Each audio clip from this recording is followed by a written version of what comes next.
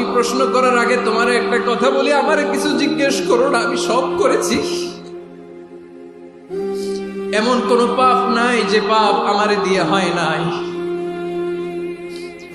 তোমার রহমত দিয়ে তুমি জান্নাতে পাঠাবা, তোমার দয়ায় জান্নাতে যেতে চাই, আমল দিয়ে না। পারবেন বলতে? কিয়ামতের দিন আমরা বলবো, আল্লাহ আমার আমল দিয়ে জান্নাত চাই না, আমি তোমার দয়া দিয়ে জান্নাত চাই। তোমার দয়া ছাড়া আমার কোনো উপায় নাই।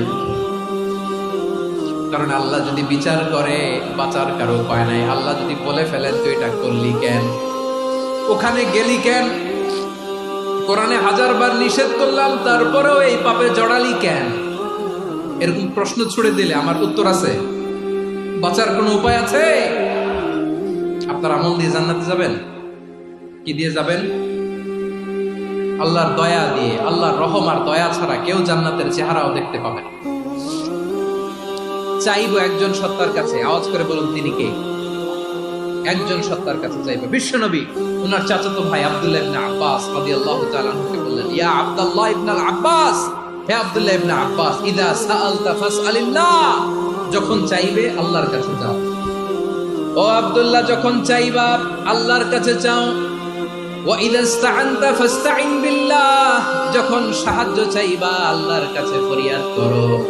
জেনে রেখো ও আব্দুল্লাহ, ওয়া'লাম আন্নাল উম্মাতা লাউ ইজতামাআত আলা আন ইয়ানফাউকা বিশাইইন লাম ইয়ানফাউকা ইল্লা বিশাইইন ক্বাদ কাতাবাহু আল্লাহু লাক। ও আব্দুল্লাহ, জেনে রেখো, মনে রেখো, গোটা বিশ্বের সবাই মিলে যদি তোমার উপকার করতে চায় ততটুকুই তারা করতে পারবে যতটুকু আল্লাহ তোমার নসিবে সেটা লিখে রেখেছে। ঠিক কিনা বলেন? আর যদি গোটা বিশ্বের সবাই মিলে তোমার বিরুদ্ধে কনস্পাইরেসি করে, ষড়যন্ত্র করে, গোটা বিশ্বের সবাই মিলেও যদি তোমার ক্ষতি করতে চায় ততটুকুই শুধু পারবে যেটা আল্লাহ তোমার জন্য বরাদ্দ রেখেছে। যতটুকু আল্লাহ তাআলা তোমার জন্য বরাদ্দ রেখেছে ততটুকুই ক্ষতি করতে পারবে, আর এক চুল বেশিও করতে পারবে না, কমও করতে পারবে না। চিল্লায় বলেন ঠিক কিনা? এজন্য আমরা চাইবো কার কাছে? সবাই বলেন নাই, আওয়াজ করে বলেন কার কাছে?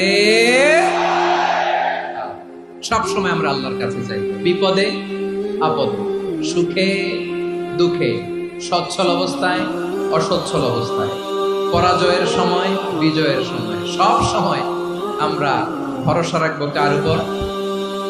সবাই বলুন। একদল লোক আছে যারা বিপদে পড়লে আল্লাহরে ডাকে। আছে না নাই? পটুয়াখালীতে মাশাআল্লাহ নাই, বিপদ আসলে আল্লাহরে ডাকে। বিপদ নাই, আল্লাহও নাই।